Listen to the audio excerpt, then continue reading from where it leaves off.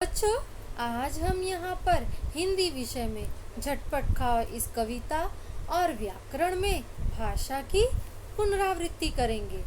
सबसे पहले हम कविता की पुनरावृत्ति कर लेते हैं। झटपट खाओ कविता के कवि, झटपट खाओ जो कविता है बच्चों, इस कविता के कवि दिव्यक रमेश जी हैं। दिव्यक रमेश जी का जन्म 28 अगस्त 1946 को हुआ था। उनका जन्म स्थान दिल्ली का किराड़ी गांव है। उनके कुछ प्रसिद्ध बाल साहित्य है। उन्होंने झटपट खाओ की भांति 101 बाल कविताओं की रचना की है। उनकी झटपट खाओ कविता इस प्रकार है। सूरज ने भेजा धरती पर अपनी बेटी किरण धूप को, साथ खेलते धरती ने भी उगा दिया झट हरी दूब को। दूब उगी तो देख गाय ने हिला हिला मुंह उसको खाया। उसको खाकर खूब ढेर सा दूध थनों में उसके आया। दूध मिला तो दादी माँ ने जामन देकर उसे जमाया। दही जमा तो माँ ने उसको खूब बिलोकर मक्खन पाया। देखा मक्खन तो मन बोला झटपट भैया इसको खाओ। ताक रहे क्यों खड़े देर से, मत इसको इतना पिघलाओ। पर बोली माँ इसको खाकर हाथी से तगड़े हो जाओ। मैं बोला माँ लेकिन पहले सूंड कहीं से तो ले आओ। बच्चों, दिव्यक रमेश जी की इस कविता में उन्होंने हमें यह बताया है कि सूरज ने धरती पर अपनी बेटी किरण धूप को भेजा है, और जब धूप धरती पर आई तो धरती ने धूप के साथ खेल खेल में हरी दूब को उगा दिया। हरी दूब को देखकर गाय ने उसको बड़ी चाव से खाया। दूब का अर्थ है बच्चों कि लंबी लंबी नर्म घास। उस लंबी नर्म घास को खाकर गाय के थनों में दूध आया, और उस दूध में दादी माँ ने जामन डालकर उसे जमा दिया। क्या जमा दिया? जामन डालकर उसे जमा दिया, दही जमा दिया। जब दही तैयार हो गई तो माँ ने उसको खूब मथ कर उससे मक्खन पाया, और माँ ने कहा कि इसको खाकर बेटा जल्दी से हाथी की तरह मजबूत और हट्टे कट्टे हो जाओ। परंतु कवि ने माँ की इस बात पर उनसे कहा कि उसके लिए माँ पहले आप हाथी की तरह सूंड तो ले आइए, पहले आप हाथी की तरह सूंड तो ले आइए। यहाँ पर कवि ने माँ से कहा मैं हाथी की तरह तगड़ा तो हो जाऊंगा, पहले आप सूंड तो ले आइए तब ना मैं तगड़ा हूँ। आइए अब इसके शब्दार्थ जान लेते हैं। आइए बच्चों, शब्दार्थ देख लेते हैं। झट तुरंत, दूब लंबी और नर्म घास, ढेर सा बहुत ज़्यादा, जामन दूध जमाने के लिए छोड़ी गई खट्टी दही, ताकना देखना, अवसर की प्रतीक्षा में रहना, तगड़ा मजबूत और हट्टा कट्टा। बच्चों, आइए इस कविता पर आधारित कुछ प्रश्न उत्तर जान लेते हैं, और FA2 में भी आपके इसी प्रकार के प्रश्न पूछे जा सकते हैं।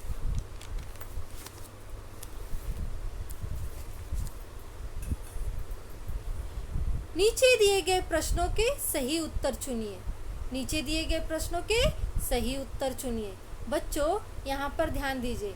माँ ने मक्खन खाकर किसकी तरह तगड़े होने की बात कही है? बच्चों, कविता को ध्यान में लाइए। माँ ने मक्खन खाकर किसकी तरह तगड़े होने की बात कही है? माँ ने कहा है ना कि झटपट भैया इसको खाओ, और माँ ने ये भी कहा है कि जल्दी से खाकर इसे हाथी की तरह तगड़े हो जाओ। माँ ने किसकी तरह तगड़े होने की बात कही है? हाथी की तरह। तो यहाँ पर सही उत्तर क्या आएगा बच्चों? हाथी। क्या आएगा? हाथी। और गाय इसका उत्तर नहीं है, तो यह गलत है। दादी भी इसका उत्तर नहीं है। तो यह गलत है, हमने इस पर निशान नहीं लगाया है। बच्चों, इसी तरह आपके परीक्षा में FA2 की परीक्षा में जब प्रश्न पूछे जाएंगे तो आप पहले प्रश्नों को अच्छे से पढ़कर उसके उत्तर देखिएगा ध्यान से। जो सही उत्तर होगा उसी पर सही का निशान लगाइएगा। ध्यान दीजिएगा बच्चों। चलिए आगे चलते हैं। किरण किसकी बेटी है? बच्चों, कविता को ध्यान में लाइए। सूरज ने भेजा धरती पर अपनी बेटी किरण धूप को। तो किरण किसकी बेटी है? सूरज की। किसकी बेटी है? सूरज की। तो यहाँ सही उत्तर क्या आएगा बच्चों?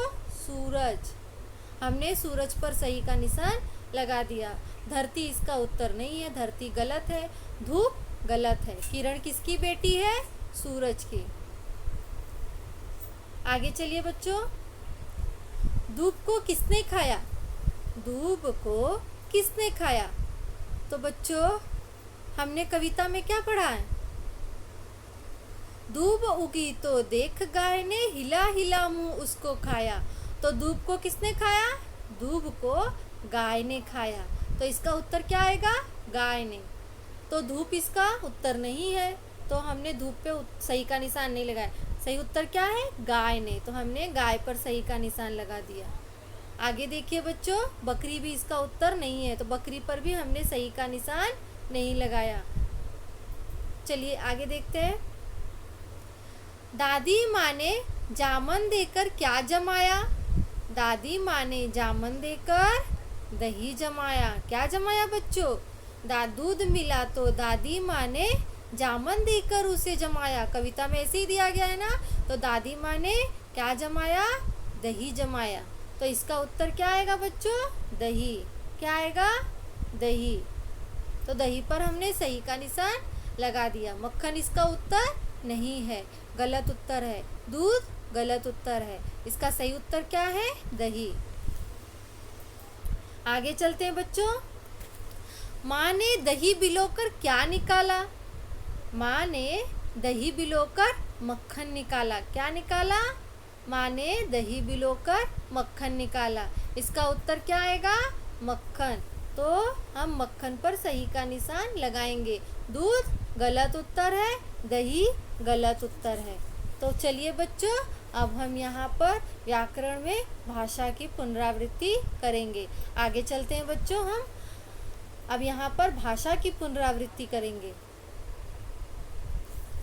भाषा की परिभाषा क्या है बच्चों, यह जान लेते हैं।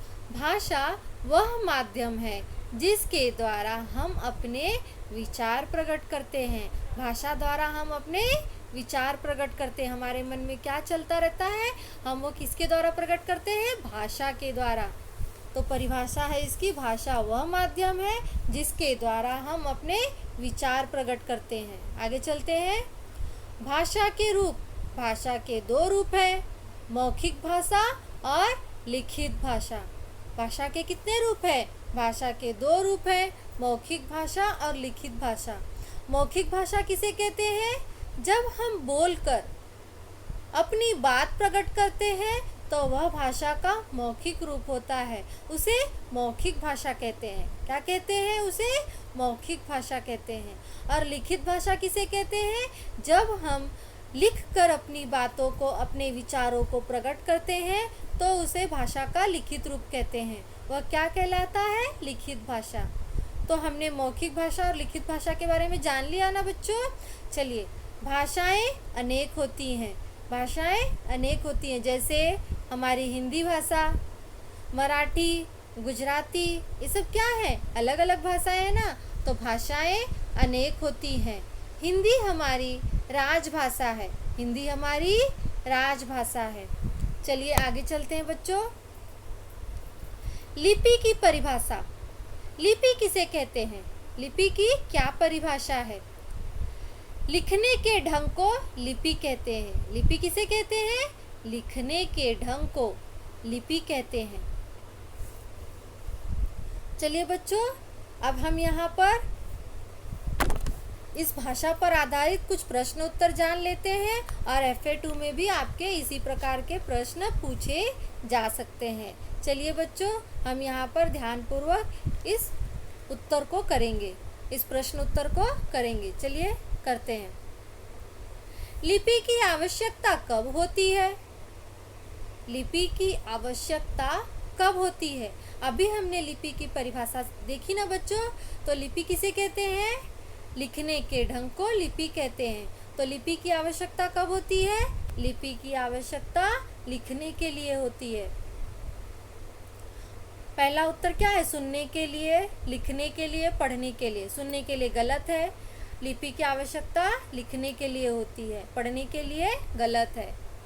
चलिए बच्चों आगे देखिए। जब हम बोलकर अपनी बात प्रकट करते हैं, जब हम बोलकर अपनी बात प्रकट करते हैं तो उसे कौन सी भाषा कहते हैं? जब हम बोलकर अपनी बात प्रकट करते हैं, मैंने अभी भाषा के 2 रूप बताए, उन 2 रूपों की परिभाषा भी बताई। तो जब हम बोलकर अपनी बात प्रकट करते हैं वह भाषा का कौन सा रूप होता है?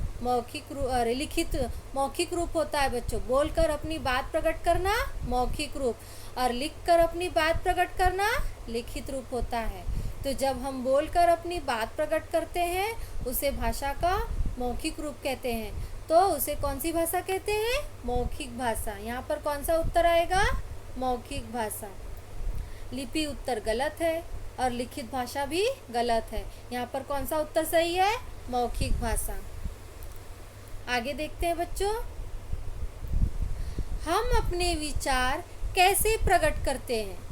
हम अपने विचार कैसे प्रकट करते हैं?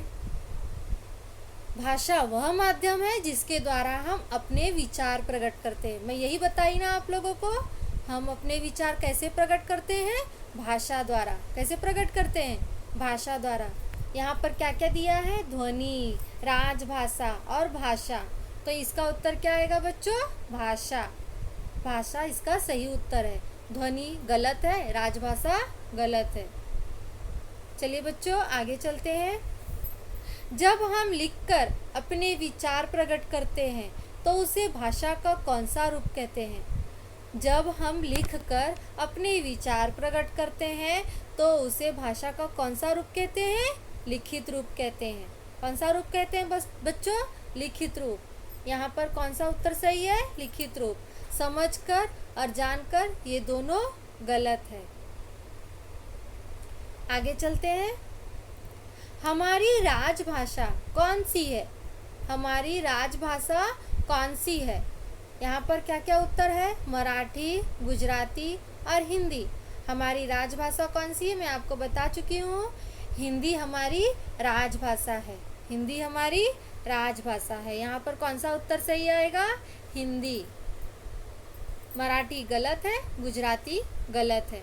तो बच्चों आज हमने यहाँ पर झटपट खाओ कविता और भाषा की पुनरावृत्ति कर ली। हमने यहाँ पर कविता, झटपट खाओ कविता और भाषा की पुनरावृत्ति कर ली और आप लोगों को अच्छे से समझ में आ भी गया होगा। तो चलिए बच्चों अब मैं इसी के साथ विदा लूँगी। धन्यवाद।